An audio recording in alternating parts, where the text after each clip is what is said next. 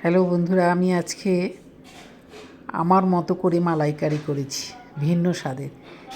খেয়ে ভালো লাগলে কমেন্ট করবেন, শেয়ার করবেন। যারা নতুন দেখছেন তারা সাবস্ক্রাইব করে দেবেন। ঠিক আছে, তাহলে আমি দেখাতে চলেছি ভিন্ন স্বাদের চিংড়ি মাছের মালাইকারি। মাছগুলো ভালো করে ধুয়ে একটু নুন মাখিয়েছি, হলুদ দিয়ে, হলুদ ছাড়া করবো। এখানে আমি ঘি দিলাম, ঘি দিয়ে এবারে চিংড়ি মাছগুলো খুব হালকা করে ভেজে নিচ্ছি। বেশি ভাজলে শক্ত হয়ে যায়, তো নামিয়ে নিলাম। চিংড়ি মাছ ভাজা হয়ে গেল। এদিকে নারকোলের দুধ, এটা আমি বার করে রাখলাম। আচ্ছা, এদিকে পেঁয়াজ, রসুন, কাঁচা লঙ্কা আমি সাদা তেলে হালকা ভেজে এবার এটাকে পেস্ট করব। এর মধ্যে চালমগজ আর পোস্ত, আর এদিকে হচ্ছে টক দই ফেটিয়ে এটার মধ্যে সব দিয়ে এটা একটা ব্যাটার করে নেব। এবার আবার ঘি দিলাম, ঘিতে গোটা গরম মশলা, লবঙ্গ, এলাচ, দারচিনি দিয়ে এবারে পেস্টটা দিয়ে দিলাম। পেঁয়াজ, আচ্ছা এদিকে আমি আদা বাটা দিই, আদার রসটা আমি শুধু চিপে নিয়েছি।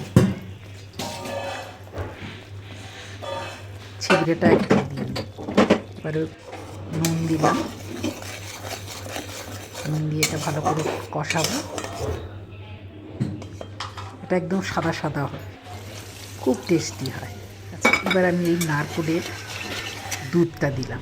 এদিকে কাজু বাদাম, কিশমিশ, দুধ দিয়ে আমি বেটে নিচ্ছি। এটা অল্প মশলা তো, তাই জন্য আমি শিলে বাড়ছি।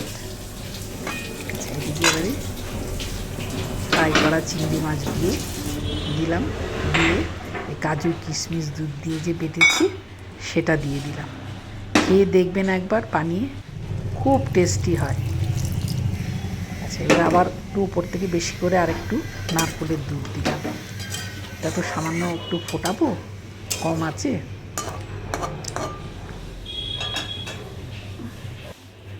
সামান্য মিষ্টি দিলাম, আপনারা আপনাদের স্বাদ অনুযায়ী দেবেন, না চাইলে না দেবেন। খেয়ে একবার দেখবেন, কোনো বড় রেস্টুরেন্ট থেকে কোনো কিছু এটা কম নয়। যেহেতু আমরা বাড়িতে হাউস ওয়াইফ বানাই, মানুষের ধারণা যে বাড়ির লোকরা বোধহয় বানাতে পারে না, অপূর্ব টেস্ট হয়। হয়ে গেল ভিন্ন স্বাদের চিংড়ি মাছের মালাইকারি। ভালো লাগলে লাইক কমেন্ট করবেন।